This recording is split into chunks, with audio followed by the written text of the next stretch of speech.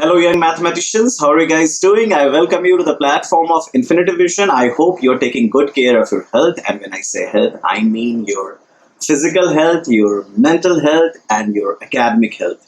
Now, this is a special course on mensuration. This is relevant for class 9th and 10th students. We are going to cover everything you need to know in class 9th and 10th regarding mensuration will be covered in this course. Interested students from class 8 can also watch this course because we are going to touch mensuration right from the very basic, right from the very scratch which you have learned in class 6. Why do I have to go right from the basic, right from the scratch? There is a good reason. जब भी हम बच्चों को 9th-10th के बच्चों को mensuration में struggle करता हुआ देखते हैं, जब हम देखते हैं कि 9th-10th के बच्चे मेंसुरेशन क्वेश्चन में फंस जा रहे हैं, गलत यूनिट्स यूज कर रहे हैं, गलत फॉर्मूला लगा रहे हैं या फॉर्मूला रटने की कोशिश कर रहे हैं, नंबर उनके मेंसुरेशन में नहीं आ रहे, तो जब हम उनको डायग्नोस करते हैं, जब हम उनको इन्वेस्टिगेट करते हैं और जब उनके डिटेलिंग में जाते हैं कि बच्चे एक्चुअली में कहाँ पे गलत कर रहे हैं, तो कहीं ना कहीं रूट हमेशा लाई करता है कि उन्होंने क्लास 6-7 में क्या समझा था एरिया को लेके, लेंथ को लेके, वॉल्यूम को लेके. तो क्लास 6-7 में मोस्ट ऑफ द बच्चे क्या गलतियां करते हैं, वो सारे फॉर्मूले को रटने की कोशिश करते हैं विदाउट अंडरस्टैंडिंग कि एरिया का मतलब क्या होता है, वॉल्यूम का मतलब क्या होता है. वो सीधे रट लेते हैं volume of cube is side cube, area of rectangle is length into breadth, area of circle is pi r square, perimeter of rectangle is 2 into l plus b. बस ऐसे याद कर लेते हैं, समझते नहीं है कि पेरीमीटर का क्या मतलब है, एरिया का क्या मतलब है, सरफेस एरिया का क्या मतलब है, वॉल्यूम का क्या मतलब है, ये क्या है, ये डायमेंशंस क्या होते हैं.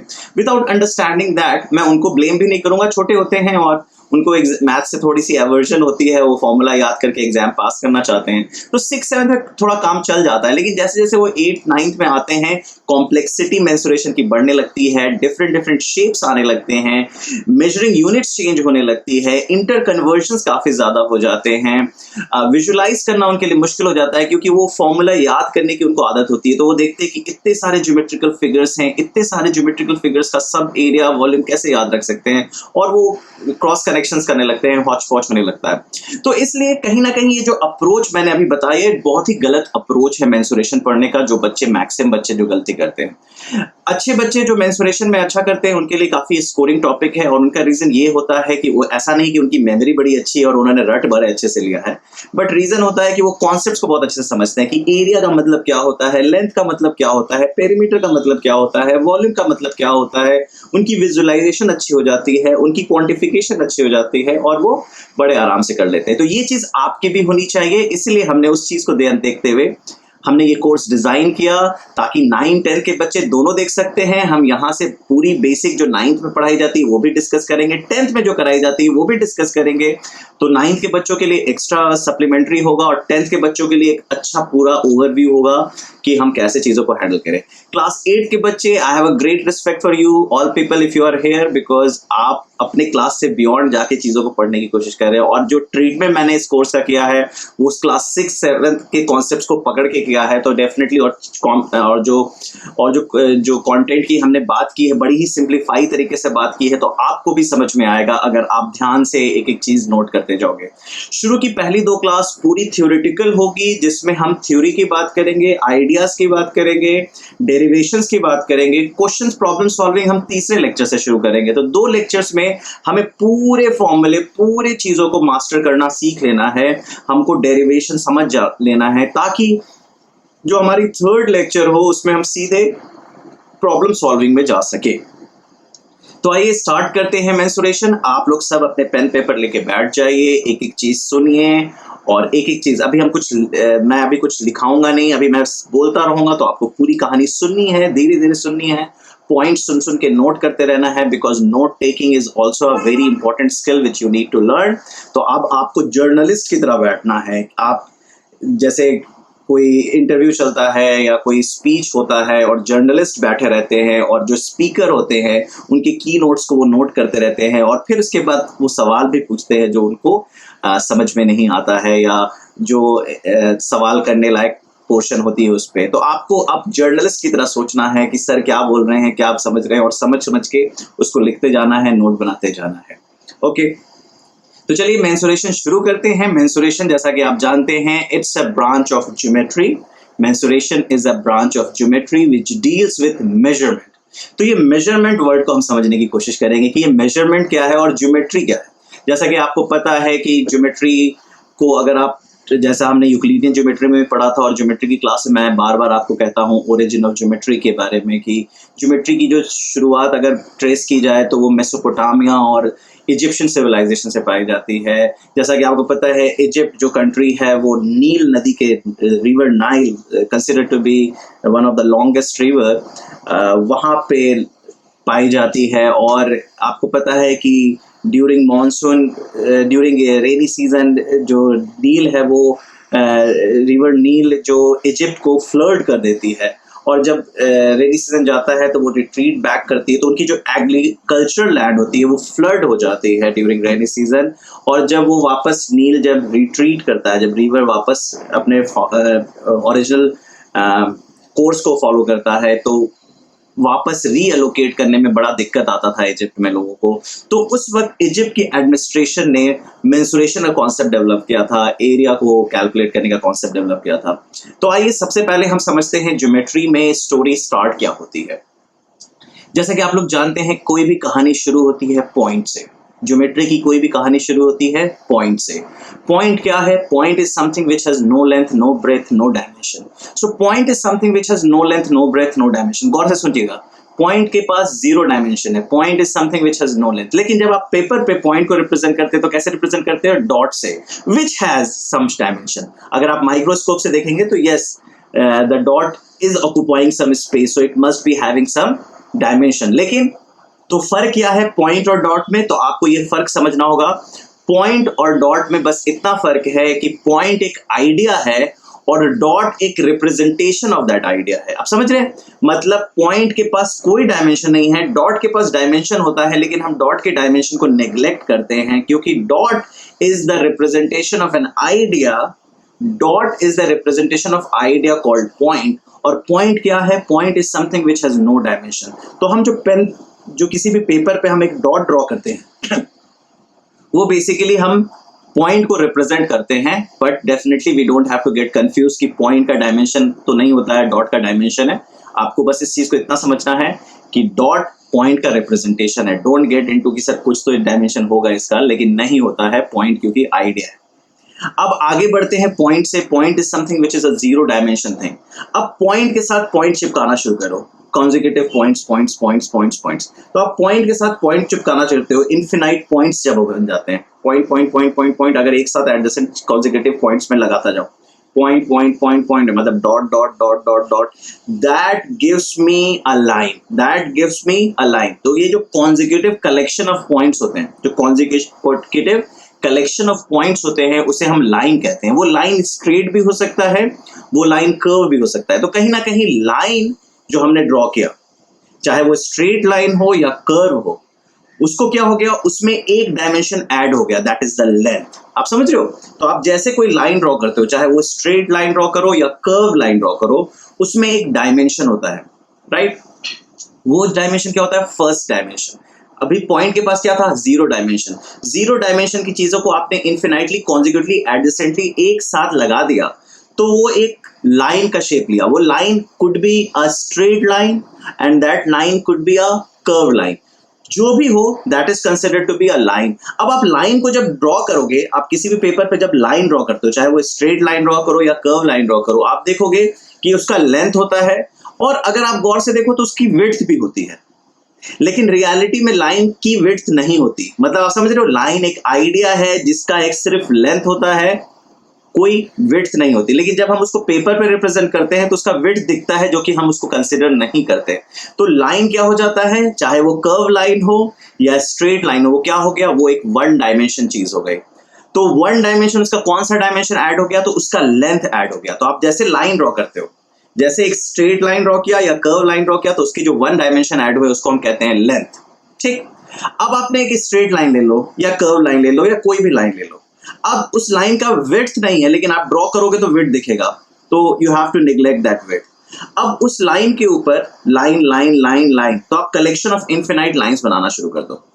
एक लाइन के ऊपर दूसरा लाइन के ऊपर तीसरा लाइन के ऊपर चौथा लाइन, तो आप कंसेक्यूटिवली चिपके हुए लाइंस ड्रॉ करते जाओगे तो आपके पास क्या डेवलप होगा, एक सरफेस, एक पेपर, एक प्लेन। अब उसको आप प्लेन कह सकते हो, उसको आप सरफेस कह सकते हो, उसको आप पेपर कह सकते हो। लाइन को जब आप एक दूसरे के ऊपर एडजेसेंटली चिपका के, जैसा मैं दिखा दूं, जैसे मैंने कहा पॉइंट है, अब पॉइंट चिपका रहेगा, तो ये कॉन्जिक्यूटिव इनफाइनाइट पॉइंट क्या बना देता है, लाइन या कर्व लाइन, राइट। यहां से स्टोरी स्टार्ट होती है कि आप इनफिनाइट पॉइंट्स को ज्वाइन कर रहे हैं। जीरो डायमेंशन पॉइंट क्या है, zero dimension, represented by dot, but it has no dimension. अब इसी डॉट को मैं इनफिनाइटली जोड़ दूं तो क्या बन जाता है, एक line. That line could be a straight line, that line could be a curve line. इन दोनों में क्या चीज कॉमन है, इन दोनों में कॉमन है वन डायमेंशन। क्या है, वन डायमेंशन। यहाँ पे जीरो डायमेंशन था, यहाँ पे वन डायमेंशन है। और वन डायमेंशन क्या है, हम इसका लेंथ कहते हैं, हम किसी भी लाइन का लेंथ कह सकते हैं। लेकिन आप देखोगे ये जो लाइन है, ये लाइन की विड्थ भी दिख रही है आपको, लेकिन ये जो लाइन आपने ड्रॉ किया है, this is just a representation of the concept called line. तो ये जो लाइन आपने ड्रॉ किया है, इसका विड्थ है जो कि हम जीरो मानते हैं, because line is an idea which has only one dimension. अब मैं इस लाइन के ऊपर मैं दूसरा लाइन चिपका दूं, तीसरा लाइन चिपका दूं, चौथा लाइन चिपका दूं, तो क्या बनेगा, एक प्लेन जैसा सरफेस बन जाएगा, राइट।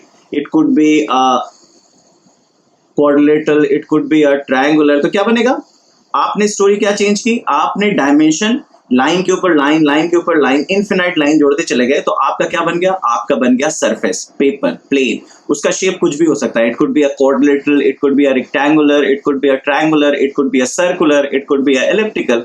लेकिन वो बना किससे है, वो लाइन आप एक दूसरे के ऊपर चिपका के बनाते चले गए। आपने लाइन का डायमेंशन चेंज किया तो आपने शेप भी डायमेंशन चेंज हो गया। तो कहीं ना कहीं आपकी स्टोरी वन डायमेंशन से कहां पहुंच गई, टू डायमेंशन पे, जो कि प्लेन बन गया। अब प्लेन कुछ भी हो सकता है, प्लेन ट्रायंगुलर प्लेन हो सकता है, आपका क्या कहते हैं रेक्टेंगुलर प्लेन हो सकता है, क्वाड्रिलेटरल हो सकता है, पेंटागन हो सकता है, कैसा भी हो सकता है, सर्कुलर हो सकता है, एलिप्टिकल हो सकता है। तो कहीं ना कहीं स्टोरी जीरो डायमेंशन से वन डायमेंशन पहुंची, और वन डायमेंशन से आप टू डायमेंशन, ये दूसरा डायमेंशन क्या आ गया। तो आप जैसे कोई सरफेस देखते हो, जैसे मान लीजिए आपने ये सरफेस देख लिया, let's say this is one surface, right. अब ये सरफेस जो आप देख रहे हो, इसमें आप देख रहे हो कि इसकी आउटर बाउंड्री की लेंथ आप निकाल सकते हो, length of outer boundary, length of outer boundary, ये आपका हो गया वन डायमेंशन। उसके बाद आप देख रहे हो कि ये जो प्लेन है, ये कुछ एरिया ऑक्युपाई कर रहा है, क्या कर रहा है, ये कुछ एरिया ऑक्युपाई कर रहा है, कुछ स्पेस ऑक्युपाई कर रहा है। इस स्पेस, जिस स्पेस को ऑक्युपाई कर रहा है, आप उसको क्या कह सकते हो, उसको आप कह सकते हो सेकंड डायमेंशन, जो कि एरिया है। क्या कह सकते हो, एरिया।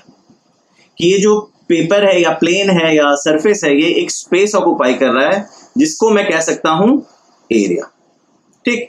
क्या ये कोई तीसरे डायमेंशन में कुछ कर रहा है, तो आप देखोगे तो एक पेपर, प्लेन कुछ भी लोगे तो आप देखोगे उसका एक विड्थ होता है, लेकिन एक्चुअली में प्लेन का कोई विड्थ नहीं होता। प्लेन एक इनफिनाइटली स्मॉल चीज है जिसका कोई डायमेंशन नहीं होता है विड्थ के डायमेंशन में।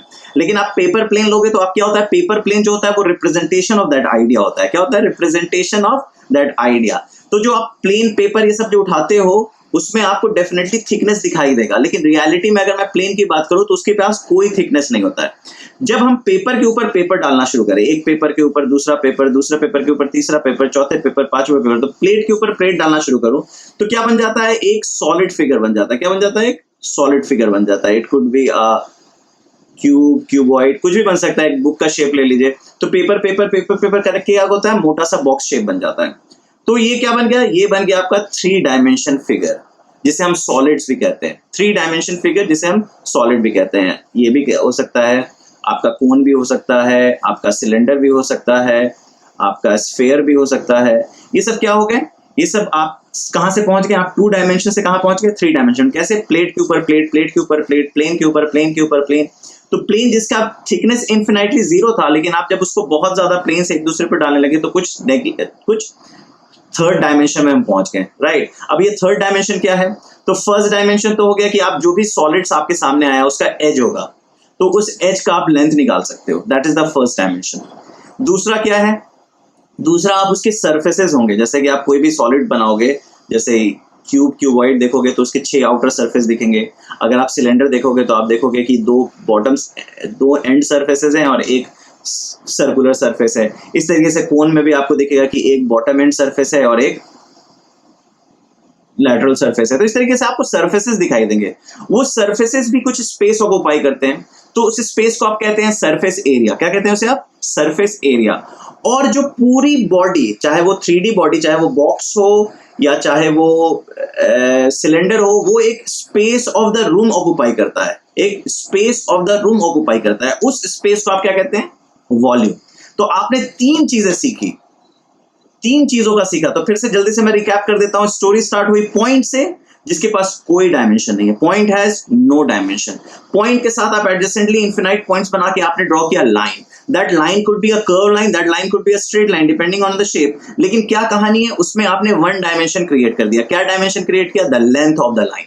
The length of the line. जब आप पेपर पे ड्रॉ करोगे लाइन को तो उसका विड्थ दिखेगा, लेकिन वो विड्थ होगा नहीं। जिस तरीके से डॉट का विड्थ दिखेगा लेकिन डॉट का विड्थ होता नहीं है। लेकिन जब आप लाइन के ऊपर लाइन ड्रॉ करना शुरू करोगे, लाइन के ऊपर लाइन, लाइन के ऊपर लाइन, लाइन के ऊपर लाइन, तो you will get a surface, you will get a plane. That plane could be of any shape, it could be a triangular, it could be a rectangular, it could be a circular, it could be anything. तो वो जो shape होगा उसके 2 dimensions होंगे। One, the outer as, जिसे हम perimeter भी कहते हैं। द आउटर एज की लेंथ हम निकालेंगे, उसे हम पेरीमीटर कहते हैं, that is the first dimension. और जो स्पेस ऑक्यूपाई करता है उसका सरफेस, उसे हम कहते हैं एरिया। वो सब कैसे क्वांटिफाई करना है हम सीखेंगे, डोंट वरी अबाउट दैट। फिर उसके बाद जब आप प्लेन के ऊपर प्लेन डालते हो, प्लेन के ऊपर प्लेन, प्लेन के ऊपर प्लेन, प्लेन के ऊपर प्लेन, तो आपके पास एक सॉलिड इमर्ज करता है। आपका बुक एक बहुत अच्छा एग्जांपल है। पेपर के ऊपर पेपर डालिए, पेपर के ऊपर पेपर डालिए, you will get a solid book. तो आप एक 3 डायमेंशन में चले जाते हैं। वो 3 डायमेंशन क्या है? तो एक डायमेंशन तो हो गया कि जो आपका बुक डेवलप हुआ, चाहे वो बुक हो या चाहे वो ये मोबाइल फोन का ही एग्जांपल ले लो। जैसे ये मोबाइल फोन है, डेफिनेटली प्लेन प्लेन प्लेन करके इसका एक विड्थ डेवलप हुआ है, राइट? तो कहीं ना कहीं आप देख रहे होगे कि इसके सरफेसेस हैं। और I would rather take a thick book. Let's say I am talking about this book, okay. तो ये आप देख सकते हो कि ये जो 3 डायमेंशन में चीजें आई हैं, इट्स बेसिकली अ क्यूबॉइड। तो आप देख सकते हो एक रेक्टेंगुलर पेपर है, पेपर के ऊपर पेपर, पेपर के ऊपर पेपर करके इसका विड्थ डेवलप हो गया है। शुरू में इसका विड्थ नेग्लिजिबल है, लेकिन आप देख सकते हो विड्थ पे विड्थ डेवलप करके I have developed a 3D shape. अब ये 3D शेप में फर्स्ट डायमेंशन क्या हो सकता है? ये एज, ये जो एज है इसका मैं लेंथ कैलकुलेट कर सकता हूँ। This surface must be having a perimeter, this surface must be having perimeter. तो जितने भी एजेस हैं, कितने एज हैं देखिए, 2 4 4 8 12 एजेस हैं। 12 एजेस का मैं लेंथ निकाल सकता हूँ। That is is first dimension. उसके बाद आप देख सकते हो कि इसके सरफेसेस कितने हैं। एक सरफेस ये है, एक सरफेस ये है, एक सरफेस ये है, एक सरफेस ये है, एक सरफेस ये है, एक सरफेस ये है। तो टोटल 6 सरफेसेस हैं। हर सरफेस का एक स्पेस ऑक्यूपेशन है, तो हम उसका सरफेस एरिया निकाल सकते हैं। हर एक स्पेस का सरफेस एरिया, तो वो क्या होगा? सरफेस एरिया क्या होगा? Second dimension. उसके बाद ये जो बुक है, ये बुक पूरे रूम का एक स्पेस ऑक्यूपाई कर रहा है। जैसे ये पेज है, ये पेज सिर्फ एक छोटा सा स्पेस ऑक्यूपाई कर रहा है। हम कंसीडर करेंगे इसका विड्थ कुछ भी नहीं है, लेकिन ये बुक है, इसका विड्थ काफी एप्रिशिएबल है, मतलब इसका स्पेस आप निगलेक्ट नहीं कर सकते। तो ये बुक एक इस रूम का स्पेस ऑक्यूपाई कर रहा है। उस स्पेस, जो स्पेस 3 डायमेंशन में चला गया है, उसे हम क्या कहते हैं? वॉल्यूम। अब क्वेश्चन आता है कि सर मैं तो ये समझ गया कि पॉइंट 0 डायमेंशन है, लाइन 1 डायमेंशन है, सरफेस 2 डायमेंशन है या प्लेन 2 डायमेंशन है और सॉलिड 3 डायमेंशन है। और सर मुझे ये भी पता चल चुका है कि 1 डायमेंशन लेंथ होता है, 2 डायमेंशन एरिया, 2 डायमेंशन में पेरीमीटर और एरिया आ जाता है, और 3rd डायमेंशन में length of the edges, surface area और वॉल्यूम आ जाता है। ये सर मुझे समझ में आ गया। लेकिन सर क्वेश्चन है कि मैं इसको मेजर कैसे करूं? किसी भी चीज को मेजर करने के लिए क्या करना चाहिए? किसी भी चीज को मेजर करने के लिए हमें मेजरिंग यूनिट की जरूरत पड़ती है। क्या करती है? मेजरिंग यूनिट की जरूरत पड़ती है। लेट्स से आप मान लीजिए, let's say you are on a voyage. आप एक जहाज पे बीच समंदर में बरमूडा ट्रायंगल को क्रॉस कर रहे हैं। आपकी छोटी सी जहाज है, लेट्स से फिशिंग वेसल है, और अचानक से बहुत तगड़ा तूफान आ गया। It's like a huge storm in the ocean. और बीच समुद्र में जो तूफान आता है उसे कहते हैं हम टेम्पेस्ट। शेक्सपियर का एक वर्क है टेम्पेस्ट, अगर आपको पता हो तो आप जरूर पढ़े उसके बारे में। तो टेम्पेस्ट कहते हैं, जो समुद्री तूफान होती है उसका एक नाम है टेम्पेस्ट। मान लीजिए आपकी फिशिंग वेसल सेल कर रही है और अचानक से टेम्पेस्ट आ गया, तो क्या हुआ? पूरी जहाज आपकी तहस नहस होने लगी। आपकी पानी में ऊपर नीचे हो रही है जहाज, आप विंड और स्टॉर्म से, और इसी बीच आपका सर जाके टकराया और आप अनकॉन्शियस हो गए। जैसे आप अनकॉन्शियस हो गए, आपको कुछ नहीं पता हुआ क्या। फिर फाइनली जब आप कोई आंख खुली तो आपने देखा कि आपकी जहाज एक आइलैंड, एक विचित्र आइलैंड, एक मिस्टीरियस आइलैंड में पड़ी है और आप और आपके कुछ क्रू मेंबर्स वहां पे अनकॉन्शियसली लाई किए हुए हैं। धीरे धीरे सबको होश आता है, सब देखते हैं कहाँ पे हम आके अटक गए हैं। अब क्या होगा, अब ये है कि कोई सिग्नल्स नहीं है, हम अब कुछ हमारा पूरा जहाज टूट चुका है, कोई कम्युनिकेशन का रास्ता नहीं है। तो आप लोग फिगर आउट करेंगे कि कैसे हम सिविलाइज्ड वर्ल्ड को कनेक्ट हों ताकि हम चले जाएं, इस आइलैंड से छुटकारा पा जाए। लेकिन तब तक जब तक आपको रेस्क्यू हेल्प आती नहीं, आपको क्या करना होगा, वहां पे आपको अपनी नॉर्मल लाइफ शुरू करनी होगी, खाना खाना होगा, फूड देखना होगा, फूड कहाँ पे है।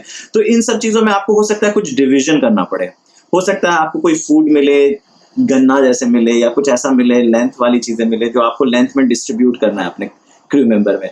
आपने ऑब्जर्व किया कि आपके पास कोई स्केल नहीं है, कुछ नहीं है, तो आप कैसे उसको मेजर करोगे? तो डेफिनेटली आप कोई भी एक डंडा उठाओगे, कोई भी एक स्टिक उठाओगे और वो लेंथ को बोल दोगे 1 यूनिट। क्या बोल दोगे? उस लेंथ को 1 यूनिट। अब उसको डबल कर दोगे तो बोलोगे इसको 2 यूनिट कहेंगे, उसको ट्रिपल कर दोगे तो आप बोलोगे 3 यूनिट, उसको 4 गुना कर दोगे तो 4 यूनिट, 10 गुना कर दोगे तो 10 यूनिट, ऐसे करके आप 20-25 यूनिट्स कह सकते हो। और उस यूनिट से, उस लेंथ से कोई चीज छोटी है उसे कैलकुलेट करना है, तो आप देखोगे आधा लेंथ है, 1/3 है, 1/10 है, 1/5 है, उसका आधा कर दोगे तो आधा लेंथ के बराबर, 1/3 कर दोगे तो 1/3 के बराबर, 1/10 कर दोगे तो इसी तरीके से आप जो एक स्टैंडर्ड लेंथ लोगे उससे आप मल्टीपल्स में भी जा सकते हो और उससे आप डेसिमल्स में भी जा सकते हो, क्योंकि आपको इतनी गणित आती है कि कैसे डिवीजन करना है, राइट? ये तो कॉमन सेंस वाली बात हो गई। सेम चीज सिविलाइज्ड वर्ल्ड में भी होता है। अगर मैं कहूँ तो जैसे आप मान लीजिए आपको एक स्टैंडर्ड लेंथ को SI यूनिट में, एक स्टैंडर्ड लेंथ हमने कहा कि ये लेंथ आज से कहलाएगा मीटर। क्या कहलाएगा? मीटर। तो एक स्टैंडर्ड लेंथ हमने फिक्स कर दिया कि ये लेंथ है मेरा 1 मीटर, तो हमने 1 मीटर का लेंथ फिक्स कर दिया, ठीक। अब 1 लेंथ का मीटर हमने फिक्स कर दिया, तो हमने SI यूनिट ऑफ लेंथ मान लिया, लेट्स से 1 यूनिट हमने कह दिया, SI यूनिट ऑफ लेंथ हमने कह दिया 1 मीटर, ठीक है। ये 1 यूनिट को हम 1 मीटर कह दिए, स्टैंडर्ड यूनिट है। और मान लीजिए इस लेंथ को हमने कह दिया this length will be considered 1 metre, तो आपने इस लेंथ को 1 मीटर कंसिडर कर लिया, ठीक है। अब मान लीजिए आपको 2 मीटर कैलकुलेट करना है। क्या करना है? 2 मीटर कैलकुलेट करना है। तो आपने इसको कॉपी किया और आपने पेस्ट करके बोला ये हो गया मेरा 2 मीटर, तो एक के ऊपर एक लगा दिया तो आपने कहा 2 मीटर। इसी तरीके से एक के ऊपर 3 लगा दिया तो 3 मीटर, 4 मीटर, 5 ऐसा स्टिक लगा दिया तो 5 मीटर, ऐसे ही 10 लगा दिया तो क्या हो जाएगा? 10 मीटर। अब जो 10 वर्ड है, इसको ग्रीक वर्ड में इसका एक वर्ड है जिसको हम कहते हैं डेका, जिसका रूट ग्रीक में लाई करता है, ग्रीक वर्ड में लाई करता है, जिसका मतलब होता है 10। तो हम 10 मीटर को क्या कहते हैं? डेका। 10 को क्या कहते हैं? डेका। तो 1 डेका, तो 10 मीटर को हम क्या कह सकते हैं? 1 डेका मीटर। क्या कह सकते हैं? डेका मीन्स 10 होता है। क्या होता है? डेका मीन्स 10 होता है। तो 1 डेका मीटर, जिसको DM, कैपिटल DM से भी कहते हैं, तो 1 डेका मीटर क्या हो गया? मतलब 10 मीटर। आप समझिए, 1 मीटर को हमने 1 यूनिट को 1 मीटर कहा। ऐसे आप 10 स्टिक्स लगा दोगे तो 10 मीटर हो जाएगा। और 10 को हम ग्रीक वर्ड से वर्ड डेराइव करते हैं, दैट इज डेका। डेका का मतलब क्या होता है? 10। तो अगर आपसे कोई पूछता है 1 डेका मीटर तो मैं कितना मीटर, तो आप क्या बोलोगे? 10 मीटर। उसी तरीके से आप 10, 20, 25, 30, 40, 100 तक चले जाओगे। 100, अब आपके पास आ चुका है 100 मीटर, है ना? 100 टाइम्स आ गया है। अब 100 वर्ड के लिए वर्ड होता है हेक्टो। हेक्टो जिसका रूट ग्रीक में लाई करता है, जो हेक्टन से आता है, जिसको कहते हैं 100। तो आपको कोई कह रहा है 1 हेक्टोमीटर, जिसे कैपिटल HM, तो 1 हेक्टोमीटर का मतलब क्या हुआ? 1 हेक्टो। 1 हेक्टो मतलब 100। तो 1 हेक्टोमीटर में कितना मीटर? 100 मीटर। 1 हेक्टो में 100 मीटर, तो आप क्या कहेंगे? 1 हेक्टो में 100, तो 1 हेक्टोमीटर में 100 मीटर। समझ में आया? सिमिलरली एक और वर्ड है किलो। क्या कहते हैं? किलो। तो मान लीजिए आपने 100 से 200 मीटर गए, 300 मीटर गए, 900 मीटर गए, 999 मीटर गए, फिर अचानक से 1000 मीटर चले गए। कितने मीटर चले गए? 1000। तो अब 1000 के लिए एक और वर्ड है किलो। किलो का मतलब क्या होता है? 1000। तो आप क्या कहते हो? 1 kilometre is equal to 1000 metre. अब समझिए, ये सब चीजों को समझ में। हमने एक यूनिट को, SI यूनिट को 1 मीटर कहा, उसको 10 टाइम्स जब हमने 10 स्टिक्स को लगा दिया तो क्या कहा? 10 मीटर। और 10 का मतलब क्या होता है? डेका। तो 1 decametre is equal to 10 metre. फिर उसके बाद जब हमने उसको 100 तक ले गए तो 100 मीटर हो गया, और 100 का मतलब क्या होता है, इक्विवेलेंट वर्ड क्या है, हेक्टो, हेक्टो मींस 100, तो 1 हेक्टोमीटर इज 100 मीटर। उसी तरीके से वैसे ही 1000 यूनिट्स चले गए तो 1000 का इक्विवेलेंट वर्ड क्या है, किलो, तो 1 kilometre is equal to 1000 metre. ये तो हो गई कि 1 मीटर, 1 यूनिट जो हमने स्टैंडर्ड किया उसके मल्टीपल्स में जा रहे थे। अब मान लो 1 यूनिट के छोटे नीचे में जाना है, 1 यूनिट को आपने हाफ कर लिया तो 0.5 मीटर हो गया, है ना, आपने 1 यूनिट को 1/5 कर दिया तो 0.2 मीटर हो गया। जैसे आपने 1/10 ले लिया, क्या कर दिया, 1/10 ले लिया, 1/10 मतलब क्या होता है 0.1। आपने जैसे मीटर का 1/10 कर लिया तो 1/10 के लिए इक्विवेलेंट वर्ड होता है डेसी, क्या होता है, डेसी। डेसी लैटिन वर्ड से आया है जिसका मतलब होता है 1/10, 10th पार्ट को कहते हैं डेसी। तो ये लैटिन शुरू के ये तीनों वर्ड का जो रूट था वो था ग्रीक। अब ये नीचे के जो तीनों है इसका रूट है लैटिन। तो 0.1 को 1/10 कहते हैं, तो मैं इसको कहता हूं 1 decimetre is equal to 1/10 of a metre, that is 0.1 metre. वैसे ही आप फर्दर गए, आपने 100 कर लिया, क्या कर लिया, 100 ऑफ दैट यूनिट। देखिए स्टैंडर्ड स्केल अभी भी मेरा 1 मीटर है, 1 यूनिट, ठीक है, उसका 100, तो 100 के लिए अगेन एक लैटिन वर्ड है जिसको कहते हैं सेंटी, क्या कहते हैं, सेंटी। तो 1 सेंटीमीटर क्या हुआ, 100th of a metre which is 0.01 metre. Similarly जब आप 1 सेंटीमीटर से आप और 1000 में चले गए 0.001 मीटर, मतलब आप चले गए 1000 पे। अब 1000 चले गए, 1000 के लिए एक और लैटिन वर्ड है मिली, क्या है, milli. So 1 millimetre is equal to 1000 of a metre, that is 0.001 metre. तो इस तरीके से आपने स्टैंडर्ड यूनिट 1 को लिया और उसके ऊपर और उसके नीचे जाना सीखा। ये तो हो गया आपका SI unit, right. I am sure अब आपको दिक्कत नहीं आएगी 1 मीटर का मतलब क्या होता है, 1 मीटर को सेंटीमीटर में कन्वर्ट करो या 1 सेंटीमीटर को मीटर में कन्वर्ट करो, तो आपको समझ में आ रहा है कि क्या कहना चाह रहा हूं। 5 centimetre means 500th of a metre, 5 centimetre means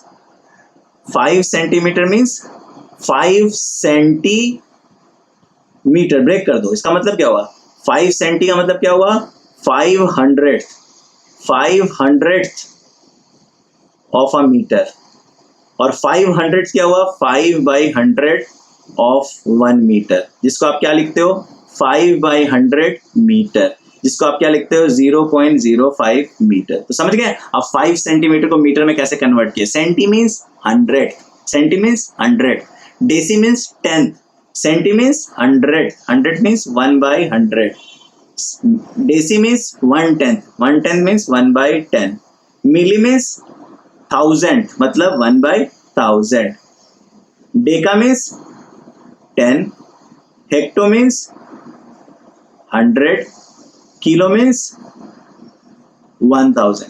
आप मिली से भी नीचे जाते हो, आप माइक्रोमीटर सुने होगे, नैनोमीटर सुनोगे, वो सब हम सीखेंगे, लेकिन अभी के लिए बस आपको इतना समझना है कि आपका इंटर कन्वर्जन कैसे होता है। उसी तरीके से आपके पास एक ब्रिटिश सिस्टम भी है, ये तो एसआई यूनिट था, एक ब्रिटिश सिस्टम है जो आप लेंथ के लिए यूज करते हैं। अगर आपको याद हो, आप फीट में बात करते हैं, आपकी हाइट क्या है, तो आप बोलते हो मेरी हाइट 5 फीट है।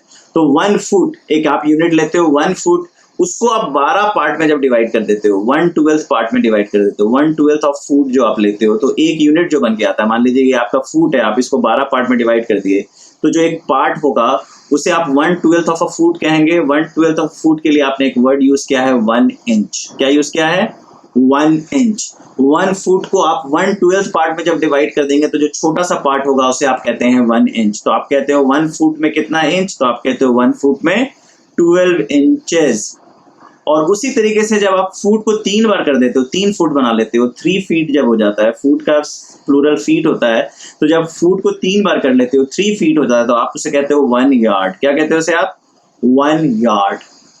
और 1 यार्ड को जब आप 1760 यार्ड ले लेते हो, 1760 यार्ड मतलब यार्ड को 1760 टाइम्स ले जाते हो, तो बनता है 1 माइल। आपको पता होगा ये सारी चीजें इंडियन कॉन्टेक्स्ट में काफी यूज होते हैं, क्योंकि ब्रिटिश ने हमें 47 से पहले, British was the one who were administrative head of our country, जो हमें रूल कर रहे थे उससे पहले, जो 1947 में हमें आज़ादी मिली, तो उससे पहले जो बहुत सारी चीज़ें जो हमारे सिस्टम है वो ब्रिटिश सिस्टम है। इसलिए आप देखते हो कि हाइट हम लोग फुट और इंचेस में बोलना पसंद करते हैं। क्रिकेट ग्राउंड, जो कि क्रिकेट ब्रिटिश कंट्री में ओरिजिन हुआ था जिस गेम, उसमें भी आप देखोगे जो उनकी पिच का लेंथ होता है वो 22 यार्ड होता है। तो इसलिए आप देखते हो ये ब्रिटिश सिस्टम है, दो अब फॉलो होता है डेसिमल सिस्टम जो कि एसआई यूनिट है, आप उसको समझ चुके हो। लेकिन कभी कभी आपसे सवाल एक्सपेक्ट किया जाता है, इंटर कन्वर्जन आपको पता होना चाहिए। तो आपको ये तो पता चल चुका है 1 foot 12 inch 3 feet 1 yard 1760 yard is 1 mile. कहीं ना कहीं आपको ये समझ में आना चाहिए कि ब्रिटिश से एसआई का कन्वर्जन का कुछ कॉमन ग्राउंड चाहिए मुझे, ब्रिटिश से एसआई का कॉमन ग्राउंड। तो कॉमन ग्राउंड क्या होता है, 1 इंच जो कि ब्रिटिश का है that is equivalent to 2.54 centimetre, 2.54 centimetre, right. तो 1 इंच में कितने सेंटीमीटर होते हैं, 2.54 सेंटीमीटर। ये आपको ध्यान में रखना है। तब आप फीट से इंच में भी फीट से आप मीटर में भी आ सकते हैं, मीटर से आप फीट में भी जा सकते हैं, अगर आपको ये कन्वर्जन टेबल याद हो तो आई एम श्योर अब आप लेंथ में चीजें समझ गए हैं। अब मेजरमेंट लेंथ का तो समझ में आ गया है, तो मेजरमेंट मेजरिंग यूनिट एरिया का क्या होना चाहिए। तो एरिया के लिए हम एक स्क्वायर ड्रॉ करेंगे। ये मेरा स्क्वायर एक ड्रॉ हो गया, ठीक है। अब ये जो स्क्वायर है it will occupy some space, है ना, ये स्पेस ऑक्यूपाई हुआ। अब ये जो स्पेस है, ये जो ब्लू स्पेस है, ये जो ब्लू स्पेस है, इसको मेजर हम कैसे करें, राइट। इसको हम मेजर कैसे करें, इस स्पेस को हम मेजर कैसे करें।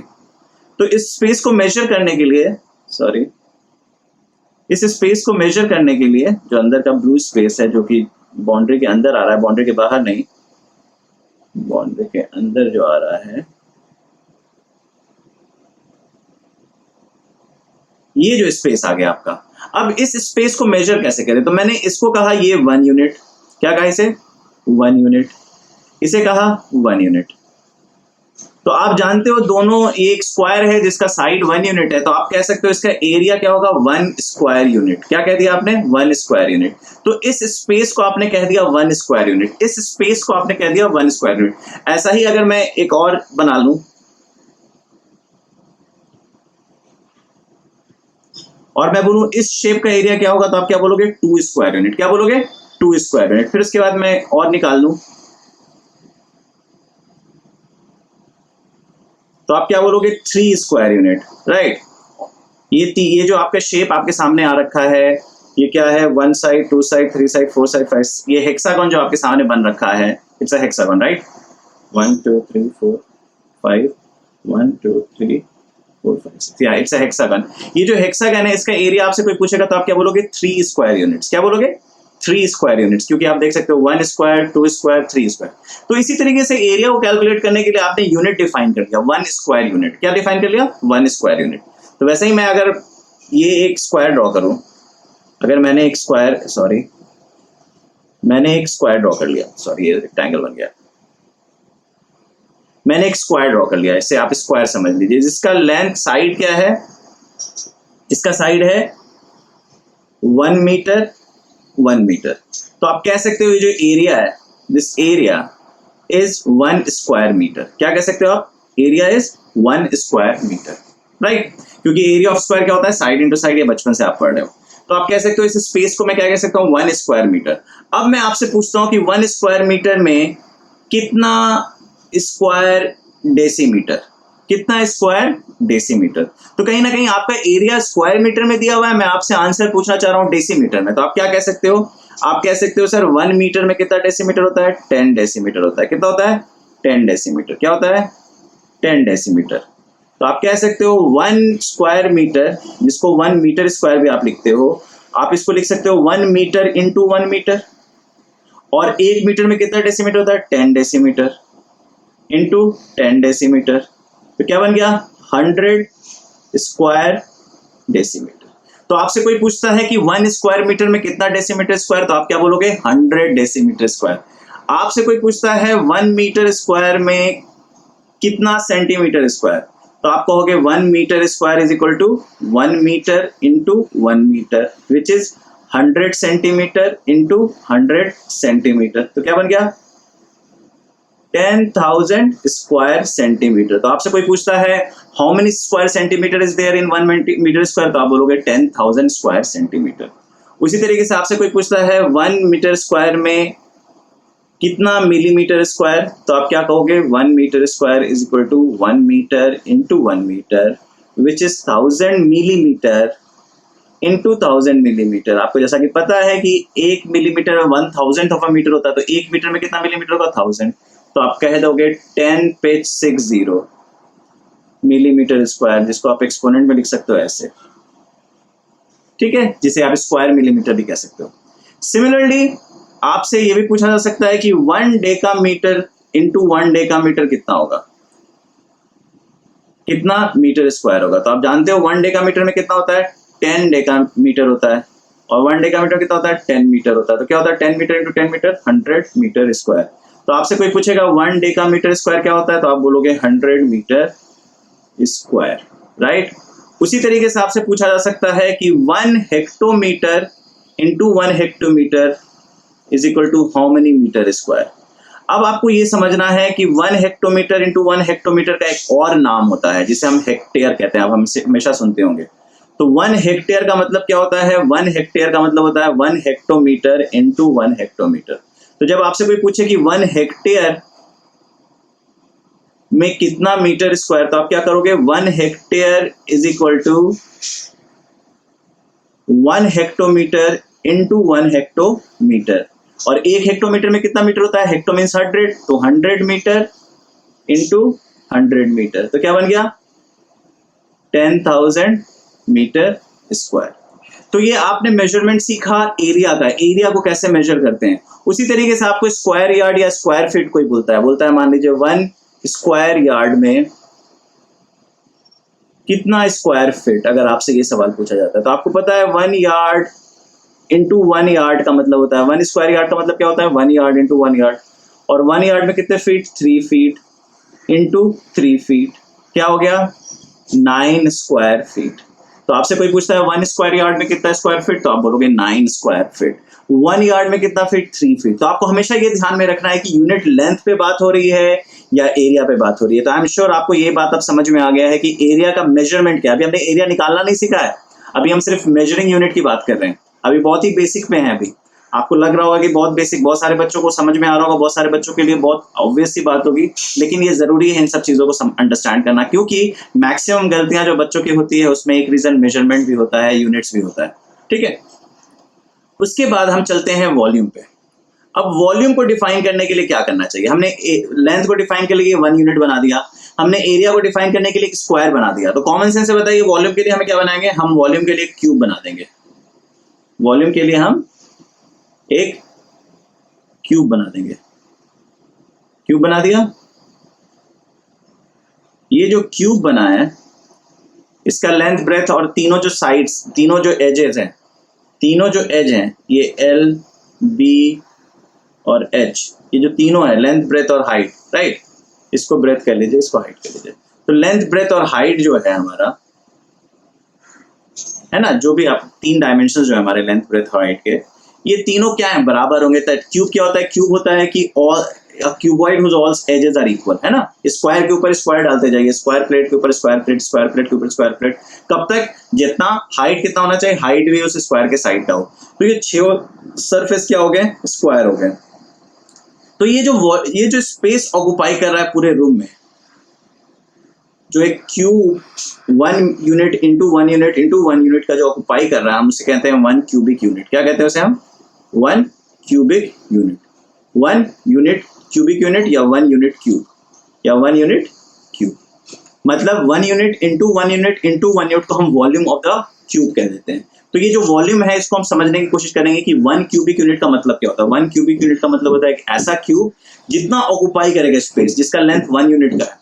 तो उसी तरीके से 1 मीटर क्यूब का मतलब क्या हुआ कि आपको एक क्यूब इमेजिन करना है जिसका यूनिट, जिसका जो साइड है वो 1 मीटर है। 1 मीटर क्यूब का मतलब क्या हुआ? 1 metre into 1 metre into 1 metre. आपने क्यूब इमेजिन किया जिसके एजेस का लेंथ क्या है? 1 1 1।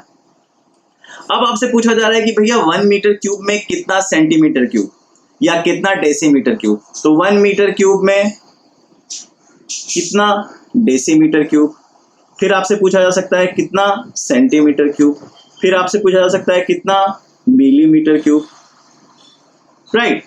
उसी तरीके से आप उधर भी जा सकते हैं, 1 डेकामीटर क्यूब में कितना मीटर क्यूब, ऐसे करके आपसे क्वेश्चन पूछा जा सकता है। तो आपको अब कॉमन सेंस पता चल चुका है 1 मीटर क्यूब का क्या मतलब होता है? 1 metre into 1 metre into 1 metre. तो 1 मीटर क्यूब में अगर मेरे से पूछा जा रहा है कितना डेसीमीटर क्यूब, तो मैं क्या करूंगा, 1 मीटर क्यूब को लिख दूंगा 1 metre into 1 metre into 1 metre. और 1 मीटर में कितना डेसीमीटर होता है, 1 डेसीमीटर में 1/10 होता है, तो 1 मीटर में कितना होगा 10 डेसीमीटर। तो 1 मीटर में हो गया 10 decimetre into 10 decimetre into 10 decimetre, तो क्या बन गया 1000 डेसीमीटर क्यूब। सिमिलरली जब आपसे पूछा गया 1 मीटर क्यूब में कितना सेंटीमीटर क्यूब, जिसे हम क्यूबिक सेंटीमीटर भी कहते हैं, क्यूबिक सेंटीमीटर भी कहते हैं, जिसे शॉर्ट फॉर्म में सीसी भी कहते हैं। तो आपसे कभी कभी पूछा जा सकता है 1 मीटर क्यूब में कितना सीसी, कितना सीसी। आप देखते होंगे गाड़ी कार ये सब के जो इंजन होते हैं वो सीसी में रहते हैं, वो वॉल्यूम डिफाइन करता है कि आपके इंजन का वॉल्यूम कितना है। तो 1 मीटर में आपसे पूछा जा सकता है कितना सीसी, कितना क्यूबिक सेंटीमीटर। तो 1 मीटर में आप सिंपल सी बात कर सकते हो, 1 मीटर क्यूब क्या होता है 100 centimetre into 100 centimetre into 100 centimetre, क्योंकि 1 metre cube is 1 metre into 1 metre into 1 metre. तो आप कह सकते हो 10 to the power 6 cubic centimetre. क्या कह सकते हो 1 मीटर क्यूब में 10 to the power 6 cubic centimetre. Same way आपसे एक और सवाल पूछा जा सकता है कि 1 मीटर क्यूब में कितना लीटर, कितना लीटर। ये आपको ध्यान में रखना है कि वॉल्यूम में 1 मीटर क्यूब में, ये आपको ध्यान में रखना है 1 मीटर क्यूब में 1000 लीटर, ये आपको ध्यान में रखना है 1 मीटर क्यूब में 1000 लीटर। ये आपको कन्वर्जन पता होनी चाहिए, क्योंकि वॉल्यूम का कन्वर्जन लीटर में भी आपसे आप देखते होगे, कोल्ड ड्रिंक थम्स अप ये सब जो भी आप खरीदते होगे तो उसका वॉल्यूम लीटर में लिखा रहता है, ml और मिलीलीटर, लीटर ये सब में लिखा रहता है। तो आपसे कोई पूछता है कि 1 मीटर क्यूब में कितना लीटर, तो आप कह सकते हो 1000 लीटर। अब देखो एक और बहुत अच्छा इंटरेस्टिंग कन्वर्जन है, 1000 लीटर में कितना मिलीलीटर। आपको पता है कि 1 लीटर में 1000 मिलीलीटर, क्योंकि मिली का मतलब क्या होता है 1000, मिली का मतलब क्या होता है 1000। तो 1000 लीटर में आप बता सकते हो 1000 इंटू 1000 मिलीलीटर, तो क्या कह सकते हो 10 टू द पावर 6 ml। तो आप कह रहे हो 1000 लीटर में 10 टू द पावर 6 ml। आप कह रहे हो 1 मीटर क्यूब में, देखिए आपने क्या लिखा है 1 मीटर क्यूब में 10 to the power 6 cubic centimetre, और आप कह रहे हो 1 मीटर क्यूब में 1000 लीटर। तो इससे आप क्या डिराव कर सकते हो, आपने ये तीनों इंफॉर्मेशन अभी निकाली है, देखो देखो लास्ट पेज पे निकाला है आपने 1 मीटर में 10 टू द पावर 6 सीसी निकाला। ये मैंने आपको इंफॉर्मेशन दिया कि 1 मीटर क्यूब में 1000 लीटर होता है, और आपको मैंने बताया 1000 लीटर में 10 टू द पावर 6 ml होता है। तो इस चीजों को देखते हुए मैं कह सकता हूं इन तीनों को, अगर मैं इसको उठा लूं नेक्स्ट पेज पे ले जाऊं, इन तीनों को देख के मैं क्या इक्वेशन डेवलप कर सकता हूं कि 1 metre cube is equal to 1000 litre is equal to 10 to the power 6 millilitre is also equal to 10 to the power 6 cubic centimetre. तो इससे क्या पता चलता है, इससे पता चलता है कि 1 क्यूबिक सेंटीमीटर या 1 centimetre cube is actually equal to 1 ml। तो ये कन्वर्जन भी आप ध्यान में रख सकते हो, या तो आप ध्यान में रखो 1 मीटर क्यूब इज 1000 लीटर, या आप ध्यान में रखो 1 क्यूबिक सेंटीमीटर इज 1 मिलीलीटर, क्योंकि बहुत सारे सवाल इस इंटर कन्वर्जन पे आते हैं। तो ये कहानी थी आपकी मेजरमेंट की। तो आपने मेजरिंग यूनिट सीख लिया, आपने मेजरिंग यूनिट सीख लिया कि भैया मेजरिंग यूनिट का मतलब क्या होता है, इंटर कन्वर्जन का मतलब क्या होता है। तो आपसे कोई भी पूछता है लेंथ का यूनिट आप बता सकते हो, इंटर कन्वर्जन भी बता सकते हो। सेम वे आपसे कोई एरिया का पूछता है वो भी आप बता सकते हो, और वॉल्यूम का भी बता सकते हो। अब कहीं ना कहीं चीजें आगे बढ़ेगी, और अब हम जाएंगे कि किसी भी ज्योमेट्रिकल फिगर का आपका जो 2 डायमेंशन, हम लोग लेंथ पे ज्यादा बात नहीं करेंगे। जैसे अगर आप लेंथ का बस थोड़ा सा मैं एक बात करना चाहूंगा, जैसे आपका ये एक लेंथ है, ये स्ट्रेट लाइन है, ये आपका कर्व लाइन है। अब आपसे कोई पूछ सकता है कि ये मान लीजिए AB है, ये मान लीजिए CD है। आपसे पूछ सकता है, आपसे क्या पूछेगा, आपसे ज्यादा पूछेगा दोनों का पाथ का लेंथ बता दो। तो ये तो आप मेजरिंग स्केल से सीधे बता सकते हो। CD का लेंथ निकालने के लिए आपको इसको स्ट्रेटन अप करना पड़ेगा। CD को क्या करना पड़ेगा, CD को आपको सीधा करना पड़ेगा, और आप इसके इक्विवेलेंट ये जो रोप है इसको आप सीडी ऐसे बनाओगे और फिर मेजरिंग करोगे। तो कर्व पाथ का भी लेंथ मेजर करने के लिए आपको लीनियर ही कॉन्सेप्ट फॉलो करना होता है। तो आपको कर्व पाथ, जैसे मान लीजिए आपके पास सर्कुलर है, एलिप्स है, अगर आपको सर्कुलर का लेंथ निकालना है, अगर मान लीजिए ये आपके पास एक सर्कल है और आपको लेंथ निकालना है, तो आप एक थ्रेड ले सकते हो, और यहाँ से एक थ्रेड लगा के चिपका के थ्रेड को यहाँ तक पहुंचा दो। तो ये जो ब्लैक थ्रेड है, इस ब्लैक थ्रेड को आप सीधा कर दो, तो ये जो लेंथ आएगा that is going to be the circumference of this circle. ये अभी हम बात करेंगे, डोंट वरी। तो आपको ये बात पता होनी चाहिए कि लाइन स्ट्रेट हो या कर्व हो, उसका अगर लेंथ निकालना है तो मुझे सीधा लाइन सेगमेंट करके ही निकालना होगा। उसके बाद आप लेंथ मेजर कर सकते हो। आपके पास स्केल होता है, स्केल में आप देखते होगे सेंटीमीटर वाला स्केल होता होगा, जो आप छोटा सा स्केल होता है 15 सेंटीमीटर का, या फुट रूलर होता है 30 सेंटीमीटर का। तो वो सब चीजें आपको पता है कि 1 इंच में कितना सेंटीमीटर। आपको जो चीजें याद रखनी है वो मैं बता देता हूँ। 1 इंच में आपको 2.54 सेंटीमीटर याद रखनी है, और 1 मीटर क्यूब में 1000 लीटर, या 1 क्यूबिक सेंटीमीटर में 1 ml। ये दोनों आपको याद रखनी है। बाकी सारी चीजें आपको पता है कैसे चीजें हो रही हैं, राइट। तो ये सब चीजें आपको मिली सेंटीमीटर ये सबका कॉन्सेप्ट पता है। और दूसरी चीज जो ब्रिटिश सिस्टम में आपको याद रखनी है कि 1 फुट इज 12 इंच, ये आपको बहुत बचपन से याद रटा दिया जाता है। 1 yard is equal to 3 feet आपको ध्यान में रखना है, और 1760 yard is equal to 1 mile, ये ध्यान में रखना है। उसके बाद जो कॉन्सेप्ट मैंने स्क्वायर का और वॉल्यूम मीटर और क्यूब का बताया है वो आपको ध्यान में रखना है, राइट। तो स्क्वायर और क्यूब का मतलब भी क्यों बन रहा है आपको समझ में आ गया है, राइट। अब हम चलते हैं कॉन्सेप्ट ऑफ एरिया पे, ठीक है। तो जब आप बचपन में क्लास 6-7 में थे तो आपको एक रेक्टेंगल दे दिया जाता था, आपको ये रेक्टेंगल दे दिया जाता था, और आपसे पूछा जाता था what is the perimeter of this rectangle. आपसे क्या पूछा जाता था? What is the perimeter of this rectangle. और आपसे पूछा जाता था what is the area of this rectangle. तो आप देखिए इसका क्या करते हैं, आप इसका एक ये लेंथ मेजर करते हैं, आप इसको कहते हैं एल। आपने ये मेजर कर लिया, इसको आपने कहा एल, और आपने इसको मेजर किया और आपने कहा इसे बी।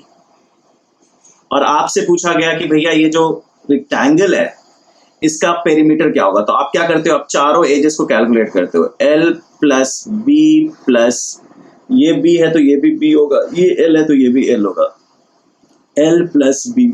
आपसे पेरीमीटर पूछा गया तो आपने कहा क्या, L plus B plus L plus B, जो कि आपने देखा twice of L plus twice of B, तो क्या हो गया twice of L plus B, right. तो आप ये रट लेते हो आराम से कि perimeter of a rectangle is twice of L plus B.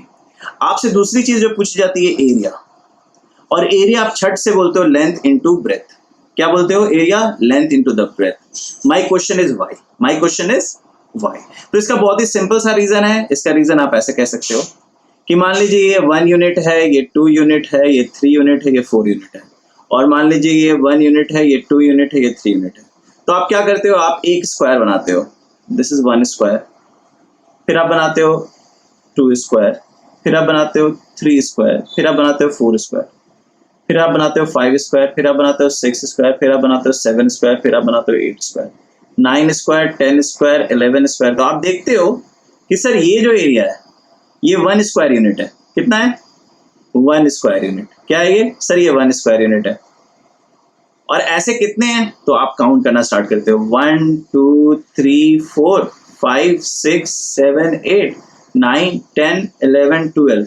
तो आप बोलते हो सर ये 4 इंटू 3 है, क्योंकि 4 कॉलम है और सर 3 रोज है, 4 कॉलम्स और 3 रोज। तो आप कहते हो सर 4 इंटू 3 इसका एरिया है। 4 क्या था? लेंथ था। ब्रेथ क्या था? 3। तो आप कहते हो sir area of rectangle is length into breadth. आप कहते हो area of rectangle is length into breadth. ये आपका पहला डिस्कवरी होता है कि एरिया ऑफ रेक्टेंगल में आप रेक्टेंगल का तुरंत पहले बनाते हो, रेक्टेंगल इज अ पैरेललोग्राम। आप रेक्टेंगल को डिफाइन करते हो, तो आप रेक्टेंगल को बोलते हो it's a parallelogram, parallelogram, it's a parallelogram whose each angle is 90 degree, है ना। इस पे बाद में जाएंगे डेफिनेशन में कि ऐसा क्यों डेफिनेशन होता है, लेकिन आपको पता होता है कि ये सारे 90 डिग्री होते हैं। और पैरेललोग्राम होता है ये लेंथ, ये लेंथ, ये ब्रेथ, ये ब्रेथ। और आपको पता होता है इसके जो डायगोनल हैं ये होते हैं। आपसे पूछा जाता है डायगोनल का लेंथ, तो आप पाइथागोरस थ्योरम से क्या बोलते हो, under root L square plus B square. ये क्या होता है, diagonal of the rectangle. Pythagoras theorem I am sure आपको पता है, राइट एंगल ट्राइंगल में लेग्स का स्क्वायर मतलब बेस और हाइट का स्क्वायर को ऐड कर दो तो हाइपोटेनस का स्क्वायर निकलता है। तो आप कह सकते हो जो लेंथ होगा डायगोनल का वो क्या होगा, under root L square plus B square.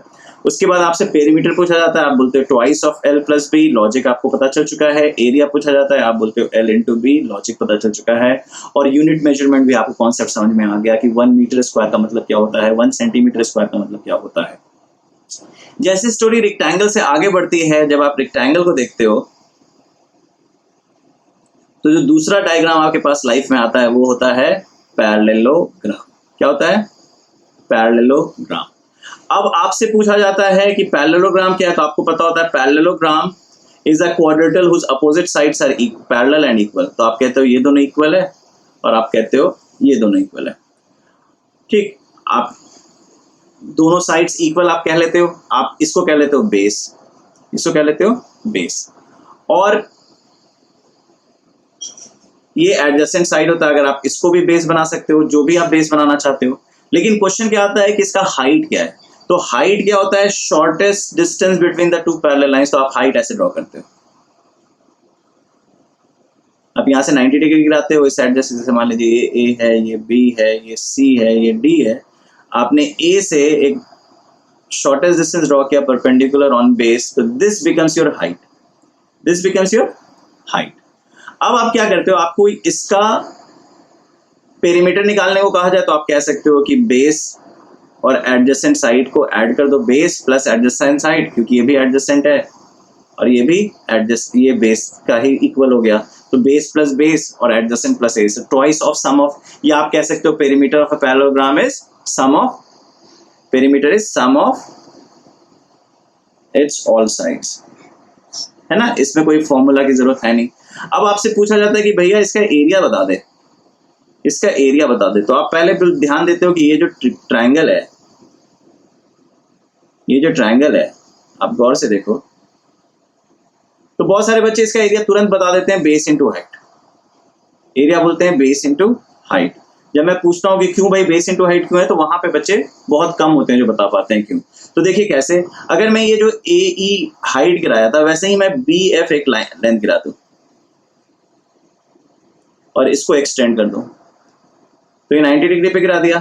तो आप देख रहे हो कि ये भी 90 डिग्री है, ये एडजेसेंट साइड और ये एडजेसेंट साइड दोनों बराबर है, ये 90 डिग्री है, ये सेम ए और बी से सेम है, तो ये हाइट भी बराबर हो जाएगा। तो आप कह सकते हो कि ये दोनों येलो रीजन बराबर है, राइट, ये दोनों येलो रीजन बराबर है। तो आपसे कोई एरिया पूछ रहा है, तो आपसे एरिया क्या पूछ रहा है, आपसे एरिया पूछ रहा है ग्रीन प्लस येलो रीजन का। पैरेललोग्राम क्या है, पैरेललोग्राम देखिए क्या है, what is the area of this parallelogram. तो आप कह सकते हो दिस स्पेस, है ना। इसका कलर थोड़ा चेंज कर देता हूं। तो आप कह सकते हो कि एरिया ऑफ पैरेललोग्राम क्या है, green plus yellow. Area of parallelogram क्या है, येलो प्लस ग्रीन, राइट। और आप कह सकते हो कि yellow is also equal to pink, ये इज इक्वल टू ये। क्यों कह सकते हो, क्योंकि आप देख रहे हो कि ये दोनों ट्रायंगल कॉन्ग्रुएंट है। क्या है, ये दोनों ट्रायंगल कॉन्ग्रुएंट, क्यों, क्योंकि ये 90 डिग्री है, ये 90 डिग्री है, ये हाइट और ये हाइट बराबर है, और ये बराबर है।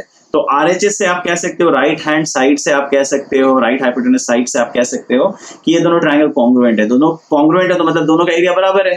तो मैं ये कह सकता हूं yellow plus green will also be equal to green plus pink, green plus pink. और ग्रीन प्लस पिंक देखिए क्या बन गया है, ये बन गया एक रेक्टेंगल। क्या बन गया है, ये एक रेक्टेंगल। गौर से देखिए, देखिए क्या बन गया है, एक rectangle. A B E F देखिए क्या बन गया है, ए बी एफ ई क्या बन गया है, एक रेक्टेंगल। और रेक्टेंगल क्या होता है, बेस इंटू हाइट। ये देखिए ये बेस है इंटू हाइट। तो मैं कह सकता हूँ this is base into height, तो भैया ये भी क्या हो जाएगा, बेस इंटू हाइट। तो area of parallelogram would be equal to area of rectangle. Area of parallelogram क्या है? ABCD is equal to area of rectangle ABFE which is base into height. तो आपसे कोई पूछता है what is area of parallelogram, तो आप क्या बोलोगे? area of parallelogram is base into height, right? तो अब आपसे पैरेललोग्राम का एरिया और वो पूछा जाएगा तो आपको पता है कैसे आएगा। अब आपसे एक और चीज पूछा जाता है कि ठीक है, what is area of a triangle? आपसे पूछा जाता है what is area of a triangle। तो अब यहां पे ना बहुत सारे बच्चे, मैक्सिमम बच्चे बोल देते हैं area of triangle is half into base into height. अब आप आई एम श्योर कि आप समझ पाए होंगे कि क्यों area of triangle half into base into height होता है। अगर मैं इसको बी कह दूं और यहां से मैं अगर यहां पे एच गिरा दूं, राइट, तो मैं क्या करूंगा? मैं एक कॉन्ग्रुएंट ट्रायंगल बनाऊंगा।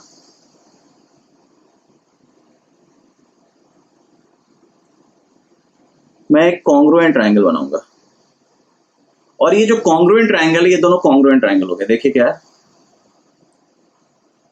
पी क्यू आर और S.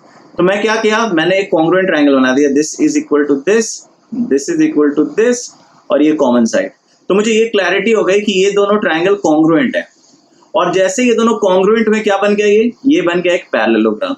It has become a, ये क्या बन गया है? It is a parallelogram now. Now if this is a parallelogram, what is the area of parallelogram? Area of parallelogram base into height. और ये दोनों triangle क्या है? कॉन्ग्रुएंट है। तो ये ट्रायंगल का area would be half of the total area, क्योंकि दोनों एक बराबर हैं। तो आप कह सकते हो area of triangle is half into base into height. तो आपसे कभी भी पूछा जाए एरिया ऑफ ट्रायंगल तो आप बोलोगे half into base into height. तो आज के लिए इतना ही रखते हैं। जल्दी से एक क्विक रिवीजन करते हैं कि हमने क्या क्या चीजें की। तो हमने आज बहुत ही बेसिक क्लास की। आई एम श्योर बहुत सारे बच्चे आज की क्लास में सिर्फ उनका रिवीजन हुआ होगा, but it's a good way to see कि अच्छा ऐसे भी देखा जाता है चीजों को, क्योंकि ऐसे देखेंगे तो हम चीजें आसान होंगे। नेक्स्ट क्लास में हम सारे फॉर्मूले डिराइव कर लेंगे। तो आज हमने पूरा जो फोकस किया, आइडिया पे फोकस किया कि पॉइंट क्या है। Point has no dimension but dot is a representation of point. तो डॉट से जब हमने कंटिन्यूटी में डॉट बनाई तो एक लाइन डेवलप हुआ, line which has no width but it has length, one dimension, चाहे वो कर्व लाइन हो या स्ट्रेट लाइन हो। और लाइन के ऊपर जब लाइन आपने बनाया तो एक सरफेस डेवलप हुआ, दैट इज अ प्लेन, जो ट्रायंगुलर भी हो सकता है, क्वाड्रिलेटरल भी हो सकता है, पेंटागोनल भी हो सकता है, सर्कुलर भी हो सकता है। और वो जो है उसके दो डायमेंशंस होते हैं, एक उसका पेरीमीटर और दूसरा उसका सरफेस जो ऑक्युपाई कर रहा है, जिसे हम एरिया कहते हैं। जब हम प्लेन के ऊपर प्लेन डालना शुरू करते हैं, जैसे कि मैंने बुक का एग्जांपल लिया था, तो you got a solid. Solid has three dimension, one edge का आप लेंथ निकाल सकते हो, दूसरा सरफेस का एरिया निकाल सकते हो, दैट इज सेकंड डायमेंशन। और जो पूरा स्पेस ऑक्युपाई कर रहा है वो solid, that is the volume. तो इन तीनों की बात की। उसके बाद हमने मेजरिंग यूनिट्स की बात की, हमने लेंथ के सारे मेजरिंग यूनिट्स की बात की, हमने मीटर को सेंटीमीटर, मीटर को मिलीमीटर, मीटर को डेसीमीटर, मीटर को डेकामीटर, मीटर को हेक्टोमीटर, मीटर को किलोमीटर में कन्वर्ट करना सीखा। उसके बाद ये तो था हमारा एसआई यूनिट। उसके बाद हमने बात की ब्रिजेस सिस्टम की, जिसमें 1 फुट में 12 इंचेस, 1 इंच में 2.54 सेंटीमीटर और 1 यार्ड में 3 फीट, ये सारे सीखा। और इंटर कन्वर्जन भी का स्केल हमें मिला। उसके बाद हमने 1 स्क्वायर यूनिट का मतलब समझा। उसके बाद हमने 1 स्क्वायर यूनिट से कन्वर्जन करना सीखा। उसके बाद हमने 1 क्यूबिक मीटर का मतलब सीखा, जिसमें हमने 1 मीटर क्यूब में 1000 लीटर होता है और 1 मिलीलीटर में 1 क्यूबिक सेंटीमीटर होता है, इसको सीखा। ये सारी चीजें बहुत इंपॉर्टेंट थी जो हमने सीखी। उसके बाद आज हमने बस बहुत ही 3 बेसिक शेप्स को लिया जो कि आप ऑलरेडी जानते थे। तो आज की क्लास में आपको बहुत ज्यादा कुछ मिला नहीं, but I am sure insights काफी अच्छे मिले। तो जो रेक्टेंगल होता है वो होता है एक parallelogram whose all angles are equal. कोई आपसे पूछता है व्हाट इज अ रेक्टेंगल, तो आप बोलोगे it's a parallelogram whose each angle is equal. और अगर किसी भी पैरेललोग्राम का सारा एंगल इक्वल हो जाता है तो क्या होता है? 90 डिग्री। और उसमें क्या होता है? अपोजिट साइड्स इक्वल होते हैं, दोनों अपोजिट साइड्स इक्वल होते हैं। तो आपसे कोई पूछेगा पेरीमीटर, तो आप कहोगे twice of L plus B, और एरिया तो L इंटू बी। आप क्यों कह सकते हो एरिया L इंटू बी, तो आप बोलोगे कि उसको अगर मैं छोटे छोटे स्क्वायर्स में डिवाइड करूं तो लेंथ इंटू ब्रेथ के बराबर टोटल स्क्वायर यूनिट्स निकल के आएंगे। दैट इज व्हाई वी से area of rectangle is length into breath. उसी बात दूसरी कॉन्सेप्ट हमने डेवलप की पैरेललोग्राम की। आपसे कोई पूछेगा व्हाट इज अ पैरेललोग्राम, आप बोलोगे it's a quadrilateral whose opposite sides are equal and parallel. उसके बाद आपको क्या कहते हैं, पैरेललोग्राम का पेरीमीटर निकालने को कहा जाएगा, तो आप बोलोगे चारों बाउंड्री को ऐड कर दो, चारों बाउंड्री अपोजिट साइड्स इक्वल होते हैं तो आप बस डबल कर दो, दो एडजेसेंट साइड्स को ऐड करके, उससे आपका पेरीमीटर निकल जाएगा। आपसे कोई पूछेगा एरिया, तो आप बोलोगे बेस इनटू हाइट। कोई आपसे पूछेगा क्यों होता है बेस इनटू हाइट, तो आप बोलोगे कि अगर मैं एक हाइट ड्रॉ करूं वहां से और उस ट्रायंगल को मैं इधर रीअरेंज कर दूं तो क्या बन जाता है, एक नया शेप जो बनता है वो एक रेक्टेंगल बनता है जिसका एरिया बेस इनटू हाइट होगा। तो उसका एरिया बेस इनटू हाइट है, तो पैरेललोग्राम का भी एरिया बेस इनटू हाइट होगा, क्योंकि सेम शेप्स को ही हमने कन्वर्ट किया है, सेम पैरेललोग्राम शेप को ही हमने रेक्टेंगुलर शेप में कन्वर्ट किया है रीअरेंजमेंट करके। तो एरिया तो चेंज होगा नहीं क्योंकि सरफेस सेम रहा। तो आपने पैरेललोग्राम का भी एरिया निकालना सीखा बेस इनटू हाइट। उससे आपकी चीजें नहीं हुई, इसके बाद आपने ट्रायंगल बनाया और कोई भी ट्रायंगल का आपने कॉन्ग्रुएंट बना के दो कॉन्ग्रुएंट ट्रायंगल को अगर आप मिला दोगे तो बन जाता है एक पैरेललोग्राम। और पैरेललोग्राम का एरिया होता है बेस इनटू हाइट। तो अगर दोनों ट्रायंगल कॉन्ग्रुएंट है तो एक ट्रायंगल का एरिया होगा half into base into height. ये भी हमने सीखा। और हाइट आपको ध्यान में रखना है, अगर आपसे ट्रायंगल में हाइट पूछा जा रहा है तो वर्टेक्स से अपोजिट साइड का जो शॉर्टेस्ट डिस्टेंस होता है, वर्टेक्स से अपोजिट साइड का जो शॉर्टेस्ट डिस्टेंस होता है, जो परपेंडिकुलर डिस्टेंस होता है, उसे हम हाइट कहते हैं। और पैरेललोग्राम में अगर आपसे कोई हाइट पूछता है तो पैरेलल साइड से जो शॉर्टेस्ट डिस्टेंस, जो परपेंडिकुलर आप गिराते हैं, that is the shortest distance, वो आपका हाइट होता है, राइट। तो ये यहाँ पे हम क्लास लेक्चर बंद करते हैं। नेक्स्ट क्लास में हम बात करेंगे ट्रायंगल्स के वेरिएशंस की, कि इक्विलेटरल ट्रायंगल का एरिया कैसे निकालते हैं, आइसोसेलेस ट्रायंगल का एरिया कैसे निकालते हैं, और स्केलिन ट्रायंगल जो हेरोन्स फार्मूला है, आई एम श्योर आप लोग ऑलरेडी क्लास 9 हेरोन्स फार्मूला पढ़ रखे हैं और 9th क्लास के बच्चों का मैंने हेरोन्स फार्मूला अलग से करा रखा है, लेकिन फिर से हम सीखेंगे कि हेरोन्स फार्मूला क्या है। तो ट्रायंगल को करने के बाद, ट्रायंगल के हेरोन्स फार्मूला करने के बाद हम आगे बढ़ेंगे और हम बात करेंगे क्वाड्रिलेटरल्स की। हम ट्रेपेजियम का एरिया निकालना सीखेंगे, फिर रोम्बस का एरिया निकालना सीखेंगे। उसके बाद हम अपनी स्टोरी ले जाएंगे सर्कल में, सर्कल का एरिया निकालना सीखेंगे, फिर सेक्टर में जाएंगे, सेक्टर का एरिया निकालना सीखेंगे, एरिया रिलेटेड टू सर्कल सीखेंगे। उसके बाद हमारी कहानी 3 डायमेंशंस में जाएगी और 3 डायमेंशंस में हम स्टोरी स्टार्ट करेंगे बहुत ही बेसिक क्यूब से, फिर आगे बढ़ेगी क्यूबॉइड पे, क्यूबॉइड से हम बढ़ेंगे सिलेंडर पे, सिलेंडर से हम बढ़ेंगे कोन पे, कोन से हम बढ़ेंगे स्फेयर पे, स्फेयर से हेमिस्फेयर पे, और फाइनली फ्रस्टम पे। और इन सबको एक बार 2 लेक्चर से 3 लेक्चर में हम इस सबको खत्म करने के बाद 2 लेक्चर पूरी प्रॉब्लम सॉल्विंग पे करेंगे, ताकि आपकी पूरी लर्निंग क्लोज हो जाए और 10 तक आपको मेंसुरेशन में कोई दिक्कत ना आए। ओके बच्चों, all the best, bye bye, take care.